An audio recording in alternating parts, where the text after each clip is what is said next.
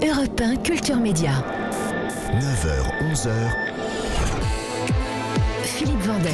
Merci de nous retrouver si vous nous rejoignez seulement et merci si vous êtes là depuis le début de l'émission.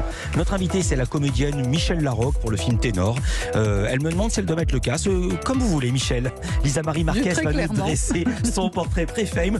Tout ce qui est arrivé à notre célébrité avant la célébrité.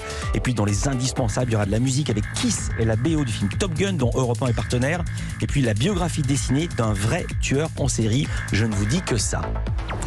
Donc bonjour Michèle Larocque. Bonjour Philippe. Comédienne, plus d'une cinquantaine de films dans votre filmo, je ne vais pas tout citer, je vais dire La Crise, Pédale douce, Le Placard comme Thiébel, plus 3 films comme réalisatrice, mais également une belle carrière au théâtre aux côtés de Pierre Palmade, dont Ils s'aiment, ils se sont aimés. Et votre actu, c'est ce film Ténor qui sort aujourd'hui, film réalisé par Claude Zidi Junior.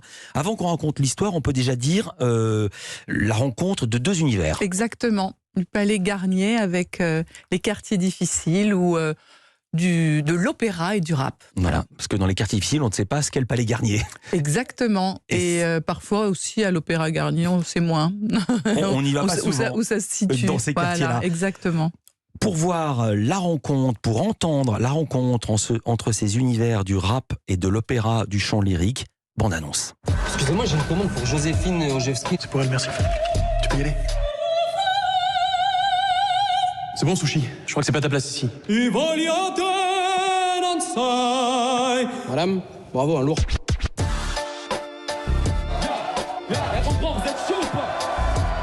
Tu fais quoi ici? Je suis en train de gratter un texte, quoi. Je fais du rap. Allez, fais-nous plaisir. Rentre dans ton quartier de merde. Vous pourriez me communiquer les coordonnées de la personne qui a effectué cette livraison. Ça vous dirait un petit exercice de chant? C'est quoi l'embrouille, en fait? Vous êtes Avachi. On peut pas chanter Avachi. C'est bien. Je me sens un peu teubé, là, en fait. Il est hors de question que cet énergumène intègre l'atelier. Mon métier, c'est de recruter les meilleurs. Qu'est-ce que tu fais là? Je suis ce qu'on appelle la discrimination positive. Tu connais, non? Oh, ce beau gosse, il va où, là? Vrai, vous, il a mis du parfum. Tu vois quel? Alors, vous vous rendez compte de la différence? Là, c'est ouf. C'est ça. C'est le mot que je cherchais. C'est ouf. Là, j'ai un petit cadeau pour vous. Pour nous, dans le rap, c'est vraiment une légende, quoi. C'est comme Pavarotti. 2 packs. Tupac.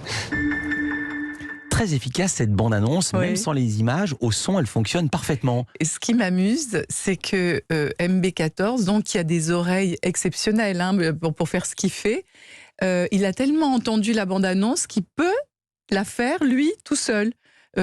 Avec tous les dialogues, prenant un peu ma voix aussi, puis après faisant et puis Le beatbox. Ouais, le beatbox et la musique, il est incroyable. Alors, puisque vous parlez de lui, on va dire qui il est. MB14, c'est votre partenaire, c'est le 2e rôle avec vous. Mohamed C'est Belkir. surtout lui, le rôle principal, c'est son histoire. Ouais. Racontez qui il est, d'où il vient. Alors, Sa vraie histoire, sa vraie histoire. Après, on va parler du film. MB14, il vient d'Amiens. Mhm.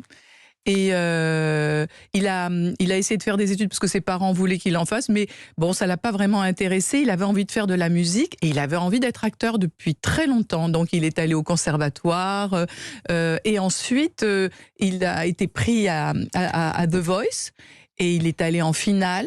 Il a perdu en finale face à Slimane en 2016. Ah voilà, c'était face à Slimane, je savais pas. Voilà. Et donc, et il a refait The Voice All Star il n'y a pas très longtemps et il a encore été en finale. C'est un surdoué, hein. Alors, l'histoire, que raconte le film Ténor, l'intrigue, Michèle Larocque? Alors, le personnage d'MB14 s'appelle Antoine. Il vit dans des quartiers difficiles, il fait du rap et il fait de temps en temps des livraisons de sushis. Et un jour, il vient à l'Opéra Garnier faire une livraison. Il y a une petite altercation avec un de mes élèves, parce que je suis professeur, je dirige l'atelier de chant lyrique de l'Opéra Garnier, et il y a une petite altercation avec un de mes élèves, et il se met à l'imiter, à faire du chant lyrique, et là je rentre dans la pièce et j'entends une voix exceptionnelle, donc je vais me faire une enquête pour le retrouver, et ensuite le mettre à la place où je pense vraiment qu'il doit être au sein de l'opéra. Alors, on va entendre une scène, c'est MB14 qui est votre partenaire de jeu, alias Mohamed Belkir. Vous êtes ensemble, ça se passe lors du... Ah non, là c'était le son de... Je me suis trompé d'extrait. Je voudrais qu'on entende vous deux, c'est une rencontre sonore, c'est quand le rap rencontre les vers de Victor Hugo. Ça y est, j'y suis. C'est Michèle Larocque et MB14. Vous aimez Victor Hugo? Demain, dès l'aube, à l'heure où blanchit la campagne, je partirai. Vois-tu, je sais que tu m'attends. J'irai par la forêt, j'irai par la montagne, je ne puis demeurer loin de toi plus longtemps. Je marcherai les yeux fixés sur mes pensées sans rien voir au dehors, sans entendre aucun bruit. Seul inconnu, le dos courbé, les mains croisées, triste et le jour pour moi sera comme la nuit. Je ne regarderai ni l'or du soir qui tombe, ni les voiles au loin descendant vers Harfleur. Et quand j'arriverai, je mettrai sur ta tombe un bouquet de houverts et de bruyères en fleurs. Ah, alors vous voyez, même dans le rap, faut garder un débit d'air constant. C'est son tout premier film, MB14. Oui. Le duo fonctionne très bien. Vous avez dit son seul petit défaut, c'était le stress. Comment Il ça est stressé. Ah oui. Mais oui, il a peur, parce que c'est normal. Il rêve d'être acteur depuis l'âge de 10 ans ou 14 ans.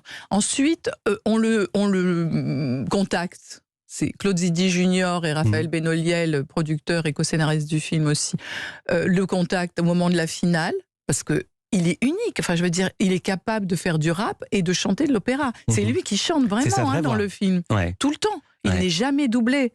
Mais, Donc- mais ça fait pas de lui de quelqu'un d'inquiet. Quand on l'a contacté, ils l'ont contacté en 2016, après il n'y a rien eu, rien ne s'est plus passé pendant 5 ans. Donc il a rêvé de ce projet pendant 5 ans, il avait fait des essais, enfin voilà.